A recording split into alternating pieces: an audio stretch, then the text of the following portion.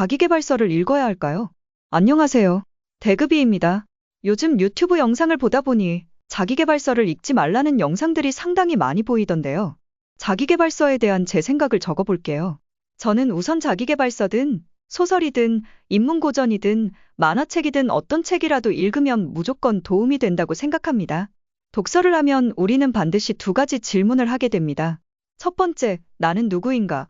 두 번째, 그럼 나를 둘러싼 세계는 무엇인가?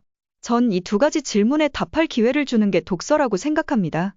책의 분야가 자기계발서든 만화책이든 인문고전이든 이 두 가지 질문에 대해 답해볼 수 있는 기회를 충분히 제공합니다. 그렇다면 자기계발서와 다른 책들의 다른 점은 무엇일까요?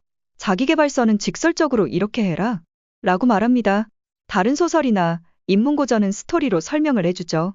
한 가지 예를 들어보겠습니다. 자기계발서에서는 아침에 일찍 일어나라 라고 직접적으로 말합니다. 아침에 일찍 일어나서 하는 행동이 삶의 질을 올려준다. 아침이 저녁 시간보다 의지력도 높고 머리가 맑다. 그래서 더 생산적인 활동을 잘할 수 있다.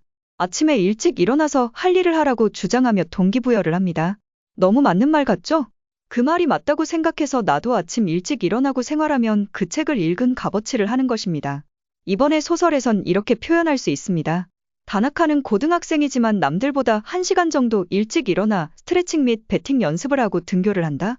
다나카는 학교 야구부 에이스로 인기절정이다. 은연중에 남들보다 1시간 일찍 일어나서 하는 운동이 학교 야구부 에이스를 차지하고 있다고 주장합니다.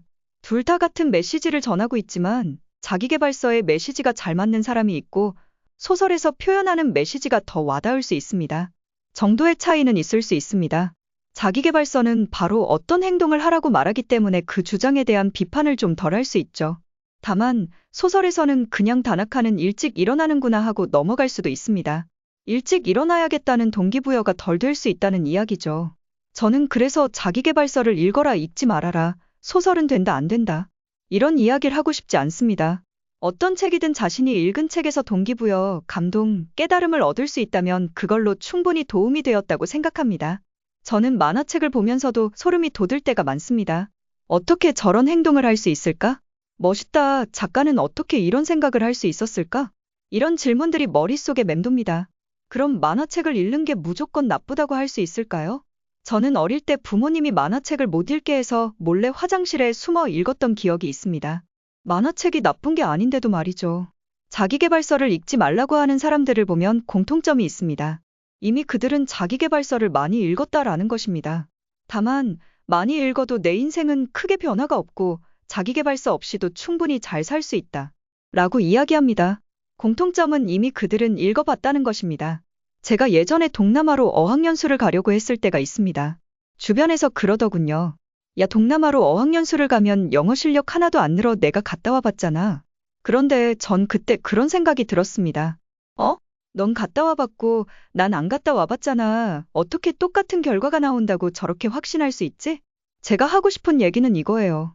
자기가 해서 안 된다고 남도 똑같을 거라고 생각하는 건 정말 큰 착각입니다. 그럼 이렇게 표현하는 게 맞을 것 같네요. 나는 자기계발서를 많이 읽어봤고 변하지 않았다. 따라서 자기계발서를 읽는 걸 추천하지는 않는다. 하지만 내가 자기계발서를 읽고 바뀔 수도 있다. 그리고 또 하나 자기계발서를 읽지 말라고 하는 말의 진심은 이것입니다. 자기계발서를 읽고도 실천하지 않을 거면 읽지 말아라. 실천, 행동하지 않으면 자기계발서를 아무리 읽어도 변하지 않는다. 이 말을 하고 싶은 거죠. 저에게 중요한 건 첫 번째, 깨닫는 것, 두 번째, 실행, 세 번째, 인내, 네 번째, 임계점 돌파 2단계를 거쳐 성장하는 것입니다. 첫 번째 단계에서 네 번째 단계로 바로 갈 순 없다고 하더라도 우선 첫 번째 깨닫기라도 하는 단계가 있어야 합니다. 자기계발서를 읽고 실천을 하지 않는다고 하더라도 일단 깨닫는 것 자체로 큰 변화가 있습니다. 그 깨달음들이 모여 어느 순간 실행을 만들어냅니다. 당장 뭐 하나 바뀌는 것 없다고 자기계발서를 읽는 그 시간들을 낭비라고 생각할 필요는 없습니다. 깨닫다 보면 실행하지 않고는 못 베길 시간이 옵니다. 그럼 실행하세요. 실행하다 보면 그만두기도 하고 실패하기도 합니다. 하지만 인내를 가지고 꾸준히 실행한다면 임계점을 반드시 돌파하게 되어 있습니다. 하지만 첫 스텝은 깨닫는 단계입니다.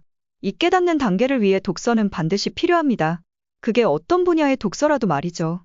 전 자기계발서를 너무 좋아합니다. 그래서인지 소설이란 분야를 싫어하던 시절이 있었죠. 재미있게 읽고 났는데 남는 게 너무 없는 그런 느낌이 들었습니다. 왜 그랬을까요? 그냥 재미로만 읽었기 때문입니다. 내가 그 주인공이라면 어떻게 했을까? 왜 그 주인공은 그 상황에서 포기하지 않았을까? 왜 고백을 하지 않았을까? 이런 질문들을 스스로에게 하는 시간이 필요했던 거죠. 지금은 소설책도 자주 보고 자서전들도 많이 보려고 했습니다. 인문과학 책들도 읽다 보면 자기계발서와 연결되는 부분들이 있어서 최근에 많이 읽고 있습니다. 따라서 전 책의 분야는 중요하지 않다고 생각합니다. 다만 독서를 통해 나는 누구인가? 나를 둘러싼 세상은 무엇인가?